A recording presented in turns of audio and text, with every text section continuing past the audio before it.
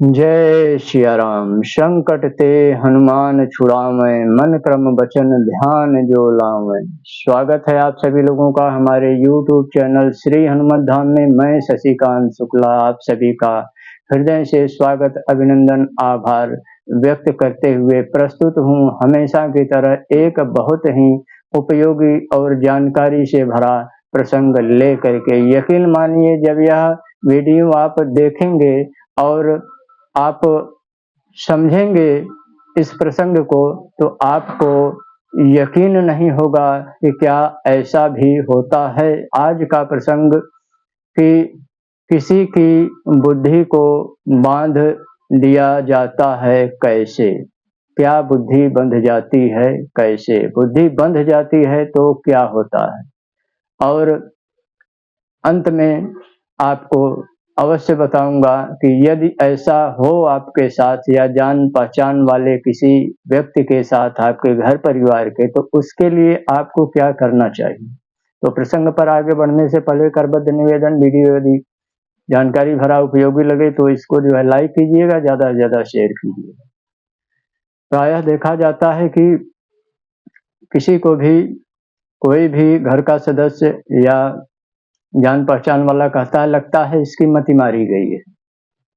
तो मति उसकी मारी गई है, क्यों मारी गई है, क्या कारण है कि उसकी मति मारी गई है। मति मारी गई है इसका मतलब यही है कि उसका अपने विवेक पर, अपने बुद्धि पर, अपने मन पर, अपने निर्णय लेने की क्षमता पर उसका जो है जो कंट्रोल होता है वह उसके बस में नहीं होता है। वह चाहे पुरुष हो अथवा महिला हो, चाहे बालक हो चाहे बालिका हो। यह होता कैसे है, जो अभिचार कर्म होता है तो अभिचार कर्म में जिसकी नियत गंदी होती है वह दुर्भावना की भाव से वह ऐसे व्यक्तियों के पास जाता है जो कि इनके मर्मज्ञ होते हैं। उनका कार्य ही होता है कि धन लेकर के ऐसे कार्य को करना, जबकि यह कार्य बड़ा निंदनीय होता है, बड़ा निकृष्ट होता है, इसका बड़ा जो है दुष्प्रभाव पड़ता है।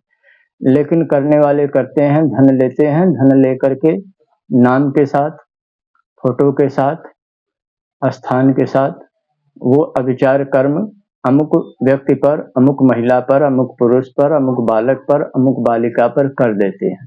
तो जब करते हैं तो जब नकारात्मक ऊर्जा चलती है, जो आवाहन किया जाता है नकारात्मक ऊर्जा का अभिचार कर्म के मंत्रों के द्वारा, उस विधि के द्वारा, तो जब वह नकारात्मक ऊर्जा चलती है तो उसका पहला कार्य यही होता है कि वह जिसके ऊपर की गई होती है उसका अपने मन पर से, अपने बुद्धि पर से, अपने सोचने समझने की शक्ति पर से, अपने विवेक पर से उसका जो है निर्णय लेने की जो क्षमता होती है उसका जो है पतन हो जाता है, ह्रास हो जाता है। वह निर्णय नहीं ले पाता है, चाहे वह पुरुष हो अथवा महिला हो, चाहे बालक हो चाहे बालिका हो। वह खोया खोया रहेगा, चीजें उसको भूलने लगेंगी, कोई उसको याद दिलाएगा, शरीर उसका शिथिल रहेगा, चेहरा जो है निस्तेज होता चला जाएगा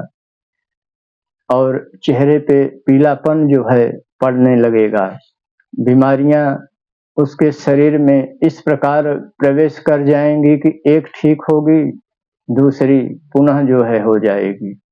चिड़चिड़ा हो जाएगा, भूख नहीं लगेगी। ये सब कुछ लक्षण होते हैं जिनके ऊपर अभिचार कर्म किए जाते हैं। गंदे सपने आएंगे रात में, रात को नींद एकाएक जो है टूट जाएगी। एक नींद टूटती है तो व्यक्ति उठता है, उसको समझ में आता है कि नींद खुली है, लेकिन एक नींद जो टूटती है वह अचानक टूटती है, तो अचानक नींद टूट जाती है और व्यक्ति जो है आशंकित होकर के उठ बैठता है, ऐसे स्वप्न आते हैं। तो ये सब कुछ लक्षण हैं। तो जब अभिचार कर्म होता है तो वह पहला जो उसका अटैक होता है वह मन मस्तिष्क पर ही होता है, बुद्धि पर ही होता है। अब इसको जो है, अब तो ये आपने जान लिया कि ये किया कैसे जाता है, विचार कर्म के द्वारा किया जाता है, इसके लक्षण क्या है।